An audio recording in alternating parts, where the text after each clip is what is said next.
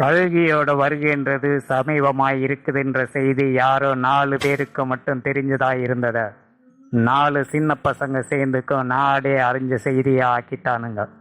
அதை பார்த்த 4 பெரிய மனுஷங்க என்ன செய்துட்டாங்க தெரியுமா? என்னடா நாம இப்பதான் சம்பாதிக்க ஆரம்பிச்சிருக்கோம், இந்த நேரத்துல அந்த நல்லவன் வந்து சேர்ந்துட்டா அப்புறம் நாமளும் எப்படிடா இந்த நாட்டில் அந்த டாட்டா பிர்லா மாதிரியும் அதானி அம்பானி மாதிரியும் ஆகிறதுன்றதை நினச்சி பார்த்துட்டா அந்த 4 பெரிய மனுஷங்களும் என்ன செய்துட்டாங்க தெரியுமா? மகத்தான கலைஞர்களையும் மாண்புமிகு இயக்குனர் ஒருவரையும் வைத்து 1000 கோடி ரூபாயில் பிரம்மாண்டமான திரைப்படம் ஒன்றை எடுத்து அதை இந்த உலகம் முழுக்க ரிலீஸ் பண்ணுறதுன்னு முடிவு பண்ணிட்டாங்க. எல்லாம் எதுக்காக தெரியுமா? அந்த கல்வியே இப்போ வந்தாலும் அதை இந்த உலகத்தில் இருக்கிற யாரையும் நம்ப விடக்கூடாதுன்றதுக்காக தான். இன்னும் 875 ஆண்டுகள் கழித்து தான் அந்த கல்வி இந்த பூமிக்கு வந்து சேர போறான்னு தான் புராணங்கள் சொல்லுது. அதுக்கு முன்னாடி வர்றவனுங்க எல்லாம் போலிங்க தானே இந்த உலகத்தை நம்ப வைக்கிறதுக்காகத்தான்.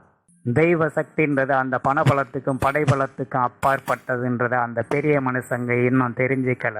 அந்த சின்ன பசங்களும் பெரிய மனுஷங்களும் யாருன்னா எல்லாருமே அந்த சாத்தானோட ஆளுங்க தான்.